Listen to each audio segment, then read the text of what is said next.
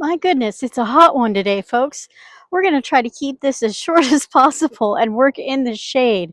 Way too hot, but we are going to plant some containers and pot up some hanging baskets. So today what we are doing some shade containers, and these are like the tops of the vase shape urn type container, but we took the bottom part off, and what we do is put the top part on old-fashioned milk jugs. I don't remember if those of you who've been here for a while might remember what I've done with those milk jugs, what we've planted in here previously at our old place.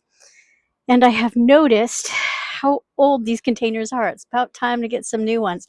That red clay, believe it or not, I have washed these. They don't look like it. That red clay stained everything. But today, these are containers that are going to go in partial shade here, east side of the house, underneath some trees. They do get sun, I would say, I don't know, anywhere like 4 to 6 hours of sun, I think, there. So what we're going to do is white Mega Bacopa, put one in each. And the reason why I've chosen just this simple brand other than the Proven Winners brand is because it depends on what you like more with your Bacopa. I like mine to be a little bit more full and more with more blooms and flowery. Whereas the Proven Winners, although it does excellent, I've tried both styles, it's beautiful. It's way better at trailing than this right here, but it doesn't quite give me as many little white blooms on it. So that's why I go with this, because I'd prefer the fuller type of Bacopa with more blooms rather than the trailing over the pot. Now, if you're wanting something to trail over the pot, then definitely go with the Proven Winners brand. But I don't have to worry about things trailing over the pot because I've got Silver Falls Diachondra. So we're going to put one of these in each of these containers. This one is not doing so hot. I'm not sure why. Hopefully this one survives. And then I'm also going to put with it Impatiens. This is by Proven Winners also, just like the Silver Falls Diachondra. And this is Rocapoca Rose. And it is so beautiful. I have not grown these. I have tried Impatiens in the past with no success. So I am hoping to try with Proven Winners brand that I will be able to grow these perfectly. Anyway, I don't know if that's close enough to see the color. It's a dark kind of, it's not quite coral, but it's not quite a cool colored pink anyway either. So we're going to put the Acapulco Rose in each one of these. And then we are going to put this beautiful Coleus. This is called Pink Ribbons. I picked it up at Bauman's. I'm trying to read the brand if it is. It says Coleus Terrascape Pink Ribbons, sun to part shade. So it's going to go in some part shade. And it should do real well, but I thought that this, along with the color of the Impatiens, the Acapulco Rose, would do really well. It could be two different kinds of pinks and not work as well as I thought, so we'll see. I also have the dark star plectranthus, which is, I thought about putting that in here as well, but I think that's too much for this container because Coleus actually gets quite large, spread out and tall. So it's definitely kind of the thriller here. Just like that. So that's what it's going to look like, and they'll just get bigger and bigger, and hopefully that Silver Falls Diachondra on the end over there survives once it gets planted up. Some of these have been out here in their quart size containers for quite some time, but I think those are going to look quite lovely together. Off camera, I went ahead and just pulled out all the tags to all of these, so let's get them potted up.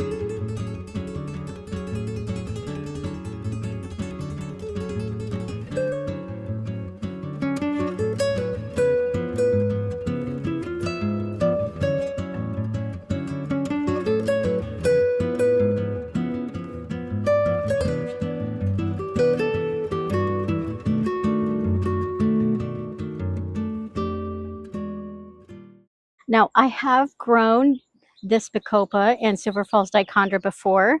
I have grown various Coleus before from proven winners and some non-brand proven winners Coleus. I had better luck with the non-brand, but that could have just been where I placed it in the sun. Maybe the dripper was off, who knows. I've had pretty good success with all of these except for the Impatiens. Oh, and I missed another tag. I am hoping I have luck with this one. I am looking very much forward to this. Very often with Coleus, there's a front side and a back side. I think this looks front side. I mean, not really. It doesn't really matter, but I always find that one side looks better than the other with Coleus. And there is our first pot. I'm going to add some more dirt.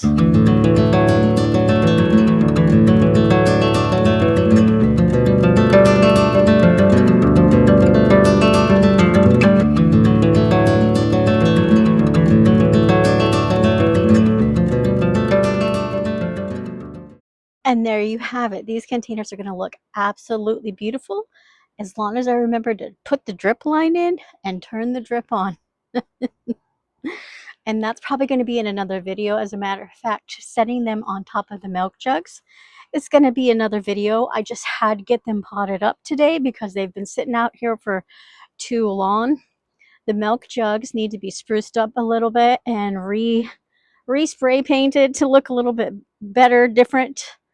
We had them green at the old place. I think we're going to just plant them black here. So that needs to be spruced up. That's not happening today. The goal for today is just to get everything as much as possible potted up. So next we'll be planting a couple of hanging baskets. So before we pot up these two hanging baskets here, let's go over what we're going to put in them. So these baskets are going to be basically a supertunia basket with Creeping Jenny. And why Creeping Jenny? Because, you know, my name. Why not? So the first one is Supertunia Bordeaux, which is this beautiful dark center pattern, almost like vein-like. Gorgeous.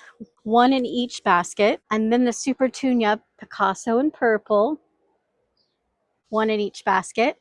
And then Supertunia Vista Jazzberry, one in each basket. The Creeping Jenny, one in each basket. So it's going to be Supertunia galore. The secret to these hanging baskets with the chain is to only put two of the hooks on the basket. Only put two of the hooks on the basket before you plant it. And then after you plant it, hook the third one on. So it makes it easier for planting, and you can rearrange the chains however they will work around the plants. Okay, so there's no rhyme or reason how I'm going to plant these. I think I'm going to plant Jazzberry in back with the Picasso in purple, and then the Bordeaux up front along with the Creeping Jenny.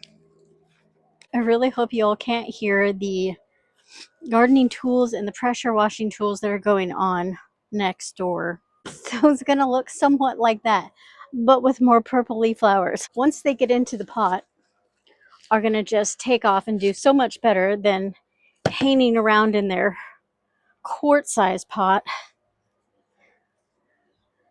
Now, most of these supertunias, they're going to trail over, and so is the Creeping Jenny.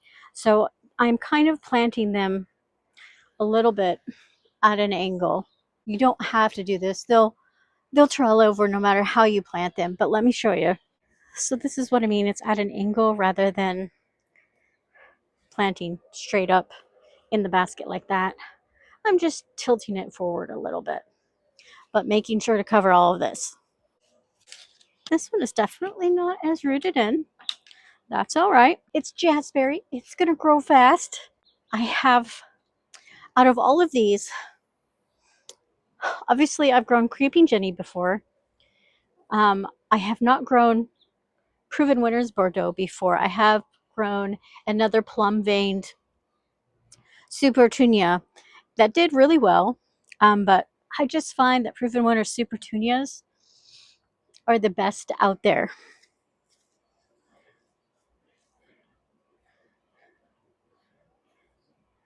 They just flower the most. They're the easiest to take care of. They're just gorgeous. This is going to be a very full basket. I'm thinking it probably should have Probably should have gotten a bigger basket with 3 supertunias and a creeping Jenny in there, because I have grown jazzberry before and it goes kaboom. Next to bubblegum, I would say supertunia bubblegum's obviously the most prolific, but jazzberry, I think, in my opinion, very well might be the next prolific supertunia. It goes crazy. I have never grown Picasso in purple, and like I said, I haven't grown proven winners Bordeaux. But if it's like the other one, it's not quite as prolific as jazzberry. So hopefully Picasso in purple will be prolific as well. This basket's going to be very heavy. And once again, I am not going to hang these up today. I am waiting for my husband to put hooks in, and the hooks need to be quite large and heavy. So it may be a while. We'll probably do it in the same video that we paint up the milk cans and put those where they need to go for those shade containers. Hopefully this basket can take it. But look at that. It's going to be so pretty. Trailing over.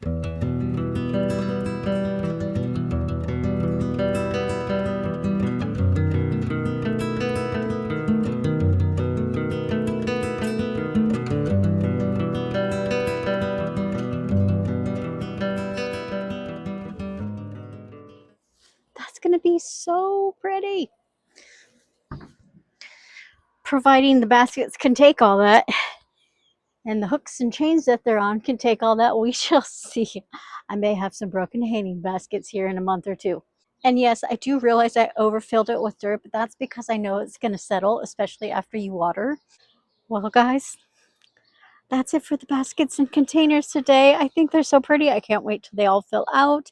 And of course, I'll show you and take you along with me. But these are going to be gorgeous. I just hoping and praying the baskets can take it, and the chains and hooks. Anyways, I am almost done with my annuals, my bought annuals, I should say. I have several seedlings I still have to plant up, but this is all I have back here, and I have about another, I don't know, maybe 6 up front, so I am almost done planting my bought annuals, guys. This is a win for me, and I'm so excited to see them grow. But look, I just got to mention this new Supertunia Vista Pink, Mini Vista Pink Cloud. Look at how gorgeous this is. How it's blooming already just in the court, even though it's been in this court for at least 2 months. Look at how gorgeous this is. It's just such a cool colored pink. Goes really well with the jazzberry, by the way. My goodness, I'm very excited about this basket and that smitten kitten. Once they start blooming, it's going to be pretty. Thanks for watching, and until next time, feed the pollinators for me.